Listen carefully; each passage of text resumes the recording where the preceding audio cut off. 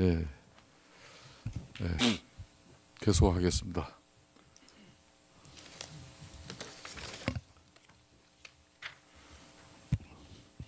예, 다음은 더불어민주당 도종환 의원 신문하십시오.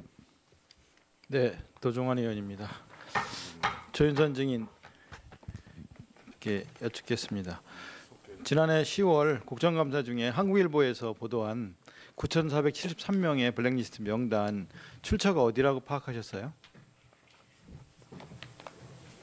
네, 한국일보에 보도된 9,473명의 명단의 예. 출처 확인해 보셨죠?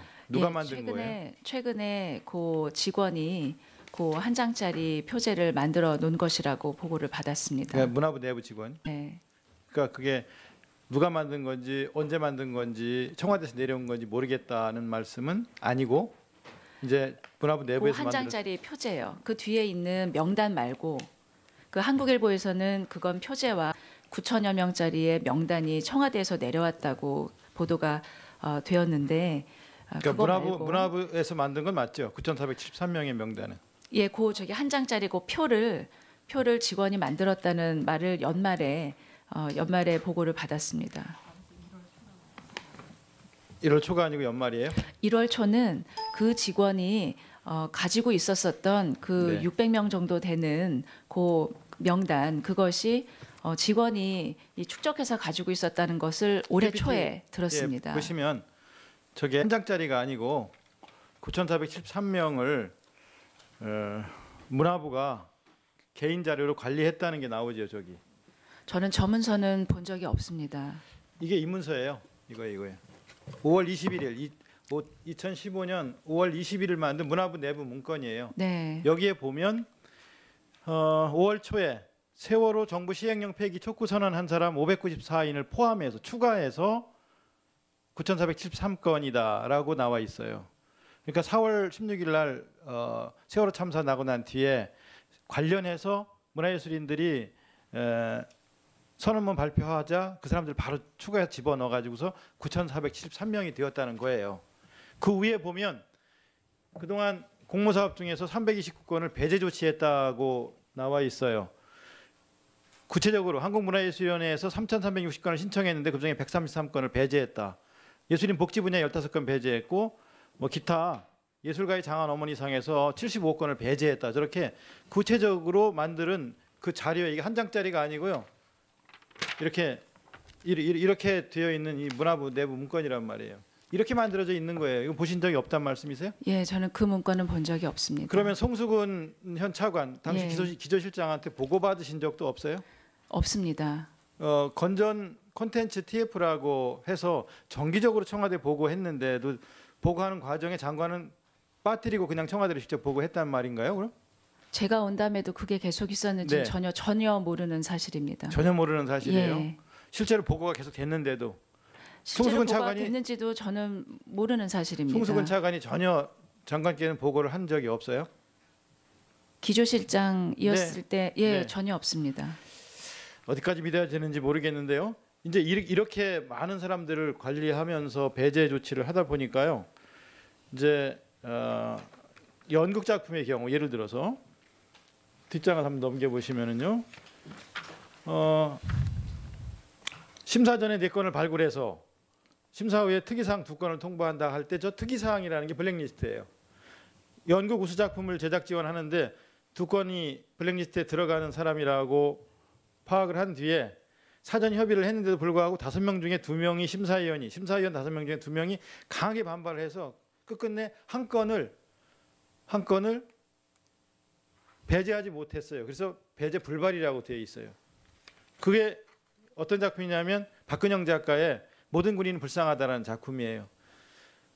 4월 달에 심사해서 6월 달에 다시 심사위원을 재소집해 갖고서 이거 배제해 달라고 얘기를 했는데 안 된 거예요.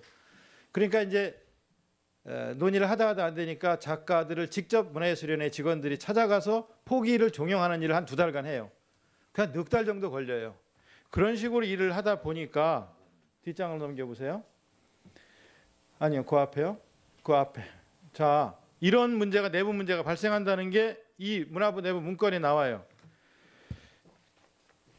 확인 확인을 해야 되는 대상이 지속적으로 증가하는 거예요. 한 10,000명 가까이 되니까. 그래서 확인 과정에서 부하가 걸려요. 지연돼요. 심사 절차가 지연되고 사업 추진이 연기가 돼요. 그러다 보니까 단체들이 불만이 막 터져 나오는 거예요. 몇 달씩 심사하고 난 뒤에 발표를 안 하니까 2달, 석 달, 6달씩. 그러니까 부정적 여론이 막 형성되고 그러는 거예요. 그 내용이 이 블랙리스트 문건에 문화부가 작성한 문건 내용에 나오는 거예요. 넘겨보세요. 그러다 보니까 어떻게 걸리느냐면 아르코 문학 창작기금 같은 경우에는 심사한 뒤에 발표하는데 219일이 걸려요. 보통 몇 주면 되고 많이 걸려도 한 달이면 되는 일들이 이렇게 보시는 것처럼 219일 또는 183일, 109일 사업마다 연극 창작산실 183일, 해외 레지던스 프로그램 참가 지원 100일. 이게 다 왜 이렇게 되느냐면 블랙리스트 인지 아닌지를 심사하고 난 뒤에 전부 하나하나 다 살펴봐야 되는 거예요. 문화행정은 이렇게 했어요. 그래서 예술인들이 불만이 폭발했었어요. 그리고 이렇게 하다가 지난번에 장관이 국정감사에서 그런 얘기했어요. 아니 이 블랙리스트 중에도 지원을 계속 받은 사람들이 있어요. 166명이나 돼요. 이런 말씀하신 적 있죠? 당시에는 한 600여 건이었고 여기 예. 새누리당 교문위원님들한테 준 이 블랙리스트에 들어있음에도 불구하고 지원받은 명단들이에요. 그런데 이 문화부 내부 문건을 보니까 어떻게 나와 있냐면요.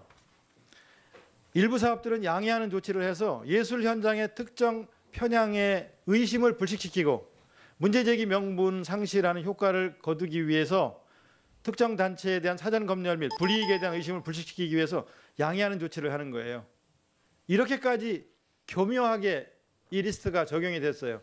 그러니까 실천문학, 문학동네, 또 연극, 핫당세 이런데 일부러 넣어주는 거예요. 양해 조치라는 이름으로. 그렇게 하면서 의심하지 못하게.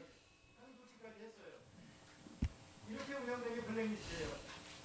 그래서 전혀 이런 내용에 대해서 아시는 바가 없어요? 예, 저는 이렇게 운영의 구체적인 내용에 대해서 보고받은 바는 없습니다. 지난번에 의원님이 재작년 국감에서 지적된 사항을 말씀을 해주시고 다시 그런 일이 반복되지 않도록 재발하지 않도록 아주 강력하게 요구를 하셔서 지금 올해 11월, 12월 중에 그런 이 제도 개선책을 지금 마련하고 있었고 현장하고 소통을 하려던 그런 과정에서 지금 특검 조사를 받게 됐습니다. 예, 그렇게 들었습니다. 예. 네.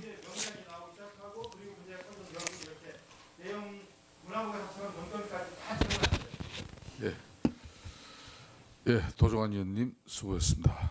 다음은 추가 질의 마지막입니다. 박영선 의원 신문.